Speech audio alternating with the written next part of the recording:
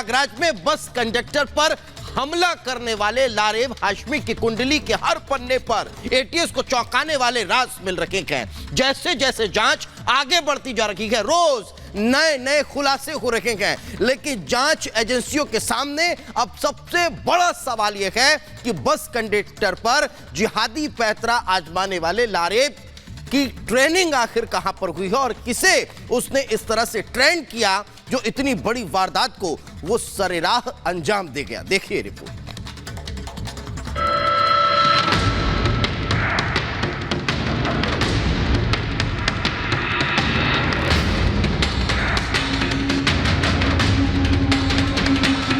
प्रयागराज को आतंक का बैटलफील्ड बनाने की साजिश का पर्दाफाश और लारेब के चेहरे से उतरता नकाब इन दिनों सुर्खियों में है।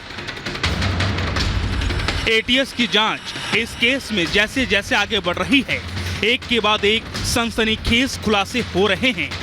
इस केस में अब तक ऐसी हकीकत सामने आ चुकी है कि जांच टीम के सदस्यों की आंखें भी हैरत में फैल गई है, क्योंकि लारेब हाशमी के कबूलनामे के बाद जो मामला अब तक कट्टरवाद के जाल में फंसे एक भटके हुए नौजवान का लग रहा था, दरअसल उसका कनेक्शन अब टेरर लिंक से जुड़ता हुआ नजर आ रहा है, जिसके चलते इस बात की आशंका बढ़ गई है कि प्रयागराज में लारेब का बस कंडक्टर हरिकेश विश्वकर्मा पर किया गया हमला सिर्फ हत्या के मकसद हासिल करना नहीं था, बल्कि इस जिहादी हमले के जरिए लारेब प्रयागराज के साथ साथ पूरे राज्य को आतंक के खौफ में झोंकना चाहता था।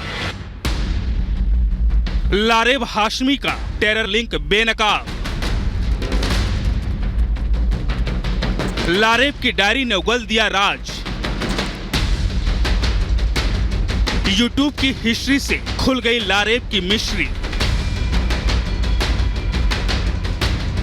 अब तक की जांच में एटीएस को जो अहम सबूत हाथ लगे हैं, उसमें उसका मोबाइल सबसे अहम है, जिसमें दर्ज सबूतों का सिरा जोड़ने के बाद साफ हो गया कि लारेब हाशमी के पीछे कोई न कोई आतंकी चेहरा जरूर छिपा है। मगर लारेब शायद भूल गया था कि योगी राज में अच्छे माफियों ने घुटना टेक दिए। ऐसे में लारेब जैसों की क्या हैसियत। जल्द लारेब के घर और पोल्ट्री फार्म पर भी बुलडोजर चलाए जाने की खबर सामने आ रही है।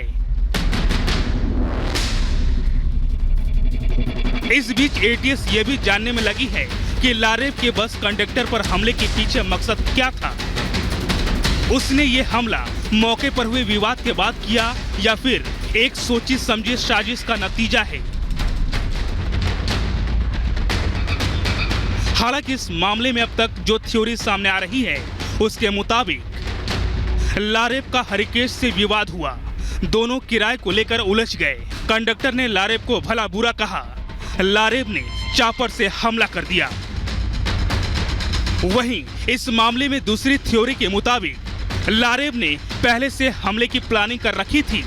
इस्लाम के अपमान की वजह से अटैक किया। एटीएस जब तक अपनी जांच पूरी नहीं कर लेती, कुछ भी कहना जल्दबाजी होगा। लेकिन इतना जरूर है कि अब तक की जांच में ये बात पूरी तरह से साबित होती दिख रही है कि लारेब में नफरती मौलानाओं की भड़काऊ तकरीरों ने इतना गुस्सा भर दिया कि उसे हर गैर इस्लामिक दुश्मन नजर आने लगा है। Bureau report, Republic Bharat.